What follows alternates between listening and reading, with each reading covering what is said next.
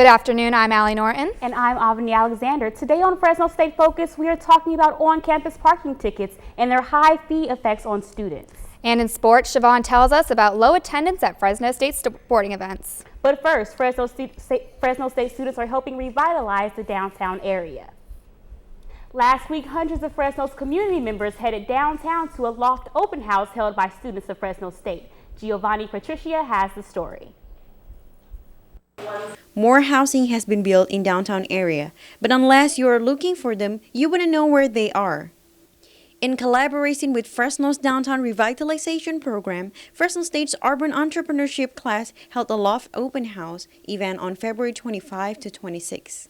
Student CEO Brianna Macero said around 20 of Fresno State's entrepreneur students worked for 3 weeks to attract as many visitors to consider living in downtown. So many media outlets for just a short period of time, and it really came together. We formed the flyers, we did everything. Over 500 people visited the 5 building that participated. I think it's wonderful. I can't wait to see all the other ones too. I think it's great they're doing this to downtown. Southwest building owner Shavak Kachadorian said he teamed up with entrepreneurship students on the event with the purpose of giving the students real experience of working in the field. Project, great idea that Craig and the Revitalization Agency came up with. And I want to encourage the students, and I want a lot of people from Fresno to come to downtown. The class instructor Craig Sharton said the event turned out to be a success. We've had nothing but compliments from the property owners, from the community, from the mayor, from the media. Great coverage. Developers, community, and students are very satisfied with the project. They are looking forward to do this in the future. Giovanni Patricia, Fresno State Focus. You'll be surprised to know that Fresno State has the highest fees in the CSU system when it comes to parking tickets. Michael Robles tells us just how expensive they are. Parking administration at Fresno State charges $50 per parking ticket. It's the highest fee when compared to other California state universities. The parking ticket fines increased in May 2011. Fresno State's traffic operations website reads, students, visitors, and vendors can purchase a parking permit, but will not guarantee availability. Many students avoid tickets by parking off campus and walking across the street. Come at hours of the day where the parking is relatively close to the school, so might as well save some money, just park off campus. Ticket prices are high, but permit dispensers are accessible to students. Some students forget to pay the ticket and pay many times more the initial fee. Well, it was actually $40, but it ended up, by the time I was able to pay it, it got up to like $150. The average ticket for a California university is $38. This bad boy right here is gonna send this guy back $50. Many students try to appeal the ticket, but must be very convincing in order to get out of paying the fine. But I provided proof when I did the citation and or the request to, review it and everything. And it's as if they didn't even read it. And so now I'm requesting a second hearing in person, because if I'm not understood in letters, then I'd rather be understood in words. From October 1st, 2011 to December 31st, 2011, there were 3,660 citations issued. 169 were held not liable. Fresno State Focus, Michael Robles.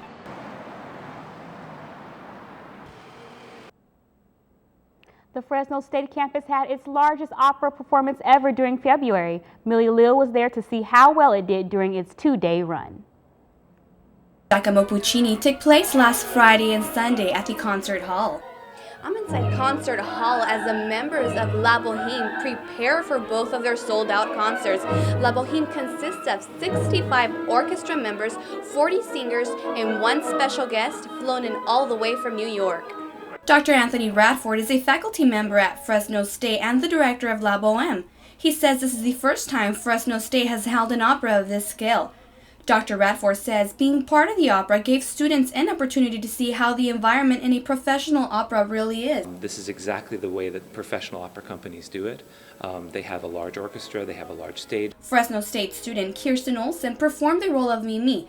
She says it was very exciting. Definite thrill in getting the chance to be this character and be a character that's so iconic in the opera world. You know, Mimi is the role that everybody wants, every soprano wants. Dr. Radford says because the opera was held in a small hall, it gave the Fresno audience a more intimate experience. It really offers the Fresno audience a really intimate experience with the opera. You're close up, and it's really passionate. Dr. Radford says he would like to bring another opera to Fresno State someday soon because La Boheme was fun and rewarding. Mili Leal, Fresno State Focus. While most Fresno State students look forward to spring break and time away from the classroom, Catholic students and faculty use their days leading up to Easter as preparation. Rudy Rendon tells us a story.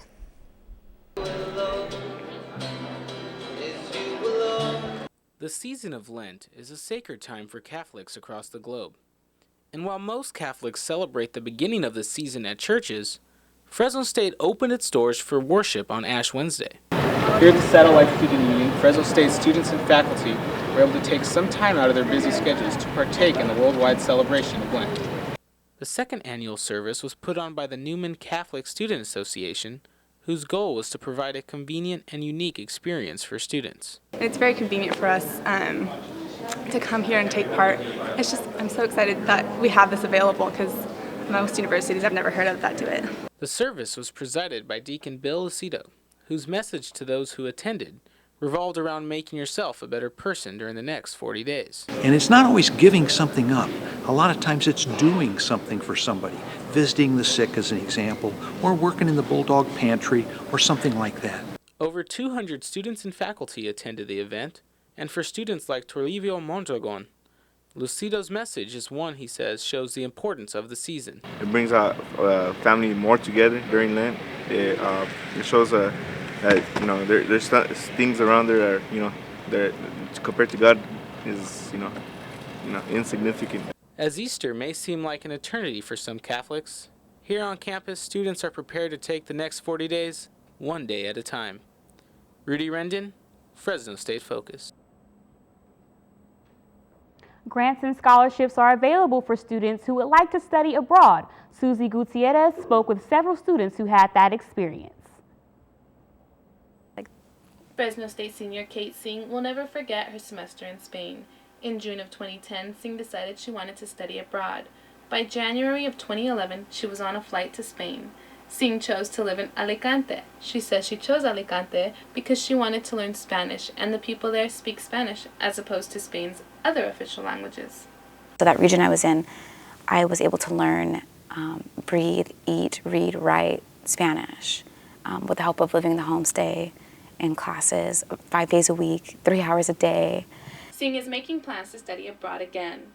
Milford Miles, who is also a senior at Fresno State, chose to study abroad in Torino, Italy. He says he is truly blessed to have been able to go. Literally, it was the best experience of my life. From the places I was able to see to the food I was able to eat and the wine I was able to drink and the friends that I have now that I was able to meet, it was the experience of a lifetime. Miles says he strongly recommends students to study abroad, and Fresno State students have the opportunity to study abroad for free or at a lower price than you might think.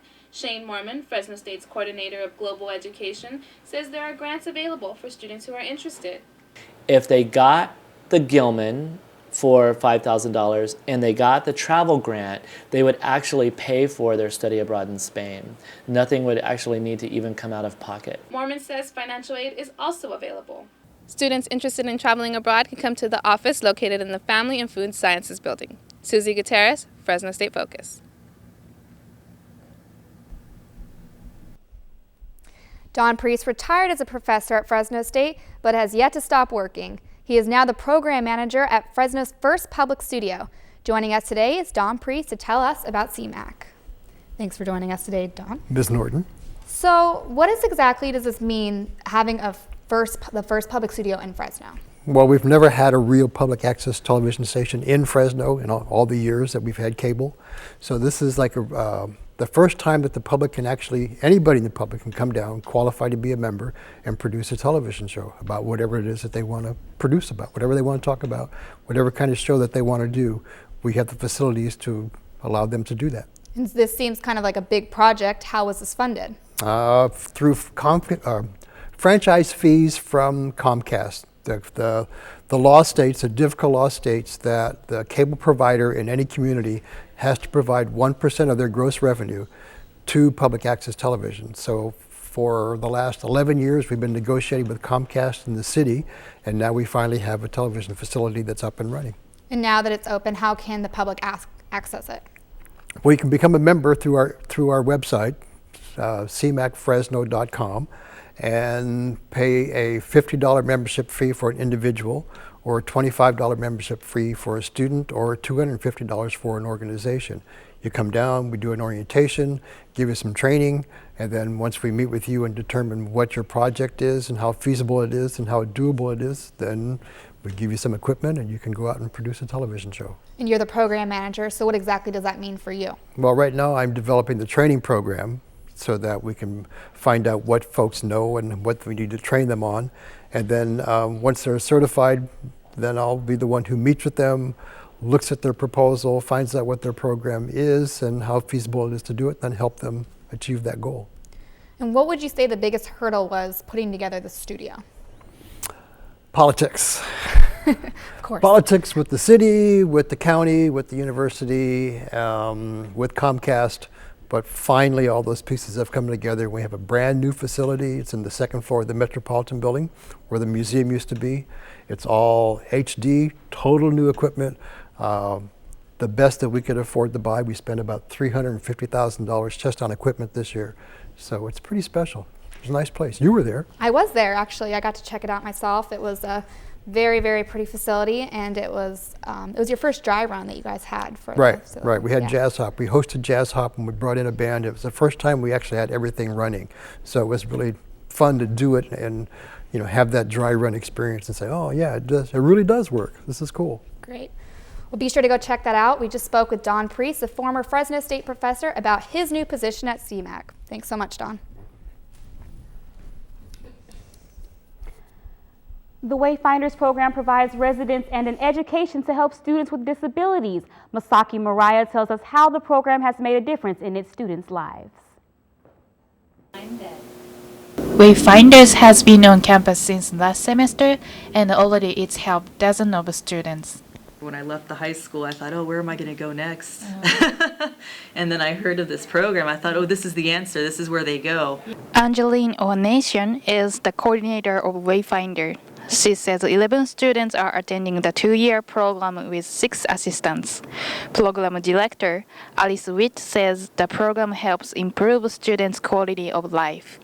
The studies show that any student, whether they have an intellectual disability or are of average intelligence, who takes a post-secondary course, just one course, has a much higher rate or opportunity of having a job with above minimum wage.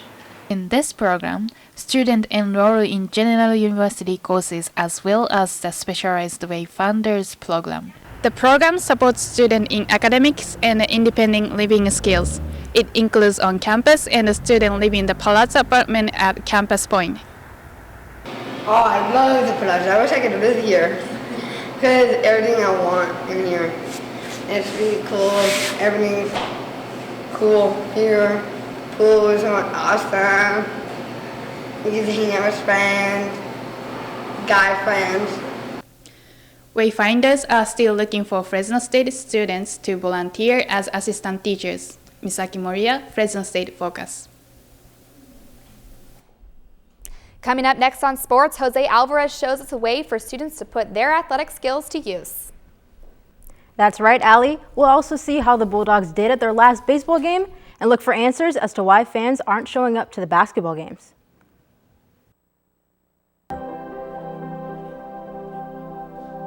Serenity. Our bond. Pure, safe, beneficial.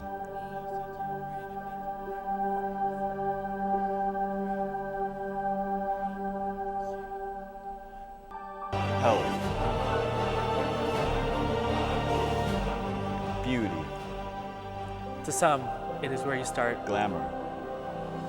To others, it is where you finish. Serenity. But to the true competitor, Our it is bond. how you get there that matters.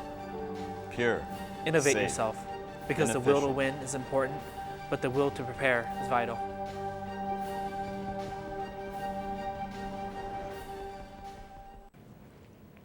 Do you want to do some exercise, but you don't want to do it alone? Jose Alvarez tells us how students can play sports and make some friends while they're at it. By now, most students know there's a recreational center on campus, but what they may not know is what they offer. Many students may recognize this building from the Peters Auditorium when they had class, but through these doors is also the world of Fresno State's intramural sports. Students can participate in a number of sports. They offer everything from team sports to events such as the NCAA Tournament Challenge.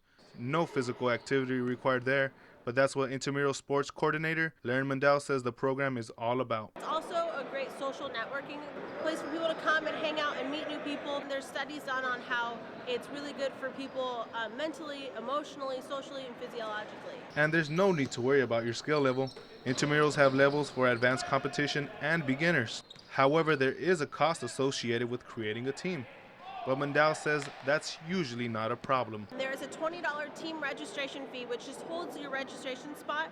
$20 is, if you split it up amongst all your players, you're looking at like 50 cents per player per game. So really, really cheap. For the money students are paying, they say they get a great deal on the level of organization that Fresno State's intramurals provide.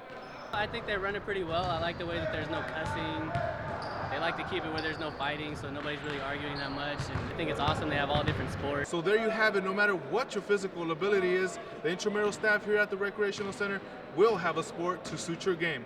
Jose Alvarez, Fresno State Focus.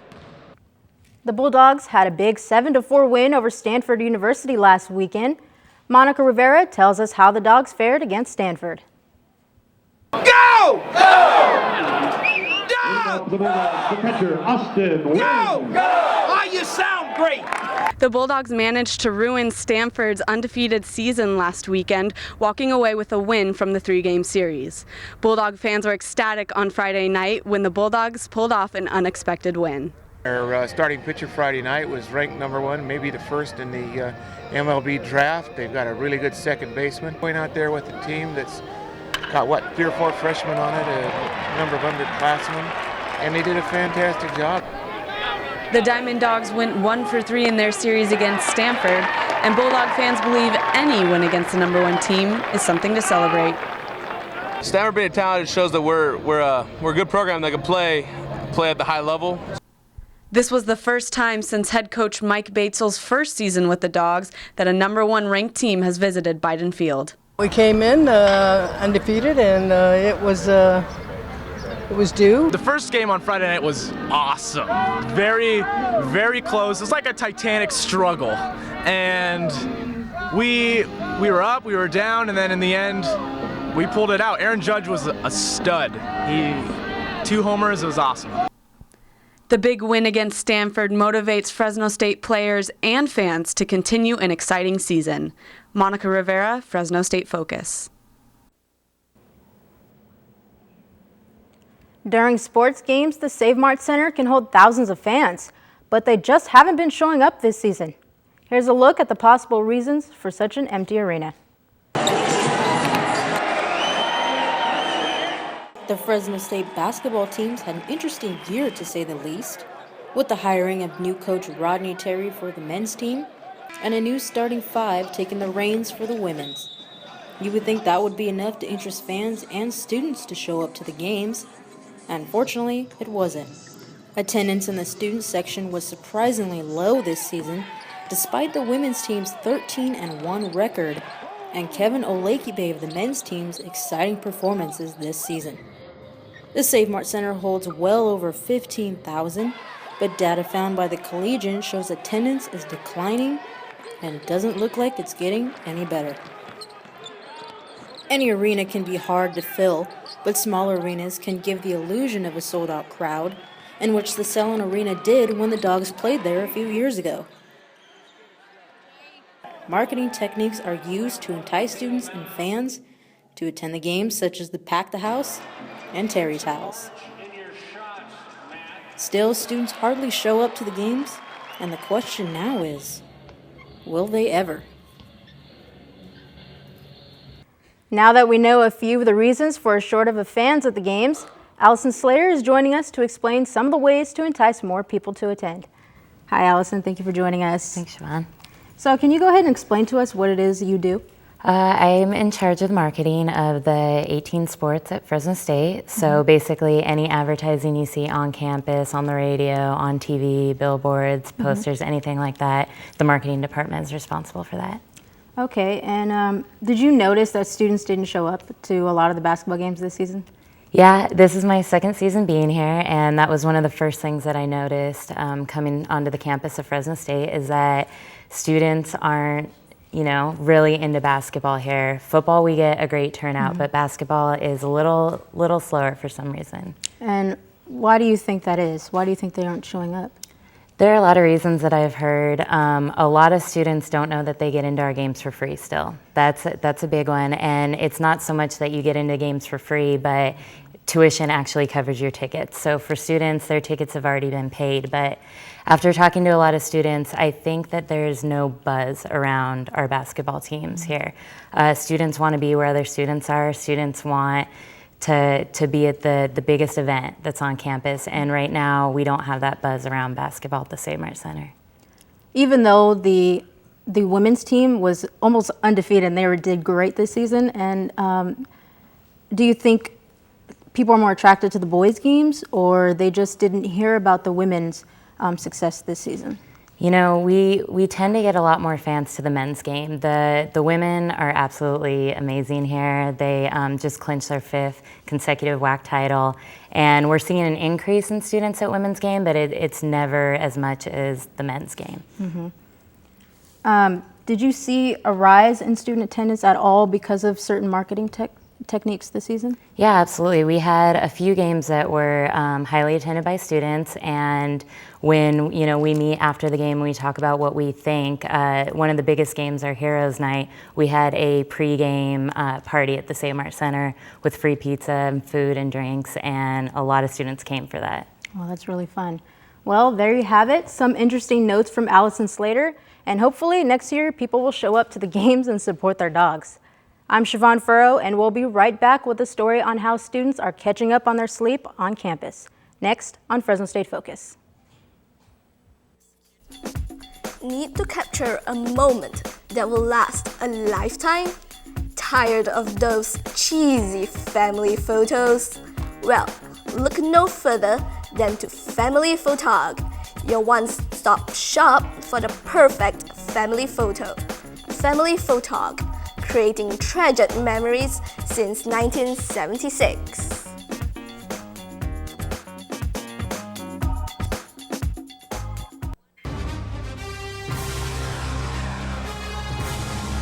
One team will unite. They will suffer and they will fight. They will do whatever it takes to achieve one goal and become world champions.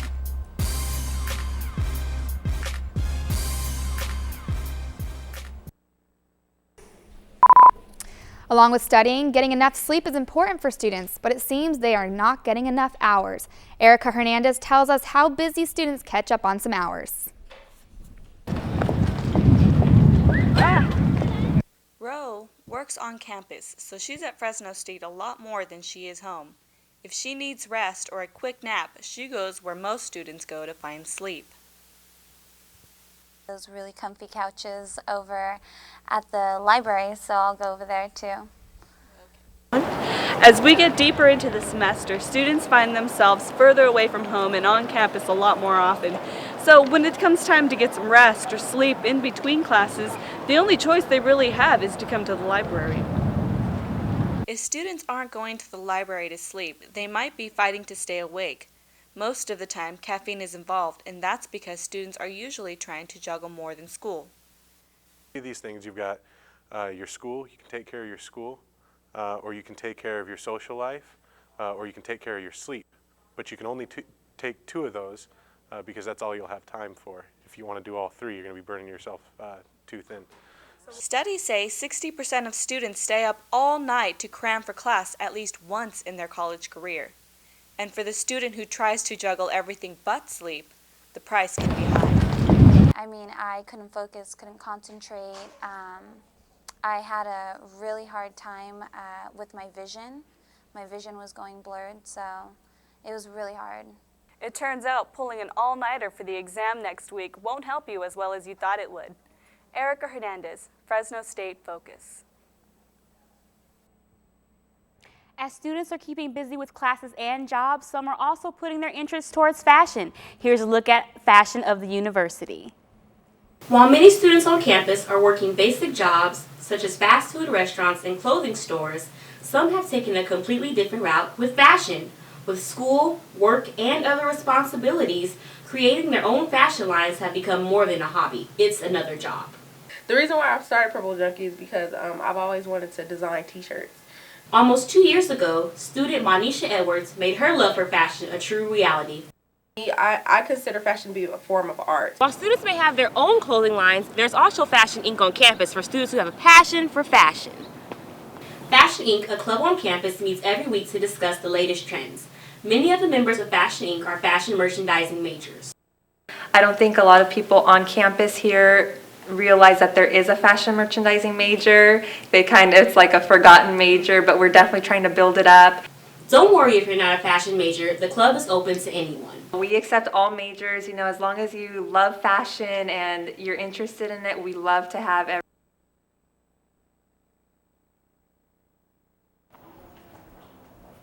Now that we've seen how several students deal with fashion, we'll talk to Camille Marshall about her fashion for passion with her clothing line, Cam. Hi, Camille. Hi. So where did the idea of Cam come from for your clothing line? Well, at first it was a nickname for me, as Camille is my name, and then it turned into something short like Cam, which stood for Camille and Michael, which is my son. Okay. How long have you been creating clothes? For about 3 years now, but Cam became available 2 years ago. Okay. Has this always been something that you wanted to do, or did it start off as a hobby? It started off as a hobby, and then it grew into something different, totally different. So where do you do your work from, and do you have a team behind you that helps you do your clothing line? Yes, I do it from home. Most of the time I'm in my room sketching. I have a photographer, Sabrina, SMG Photography. Needle Madness prints my shirts. Overcolor does my business cards. Dwayne Ferguson is my website designer. And Raheem Love is the person that does my marketing. Okay, you're also a graduate. How did you manage doing your clothing line and going to school with a son as well? Putting it in other people's hands and trusting other people, like my mother, for instance, was in charge of getting my material out there and just trusting other people with my stuff. Okay. Well, thank you, Camille, for telling us about your clothing line. That was Camille Marshall telling us about her career in fashion. Come back next week for more stories on campus safety and how students were involved at the Fresno Food Expo. I'm Allie Norton. And I'm Avni Alexander from Fresno State Focus.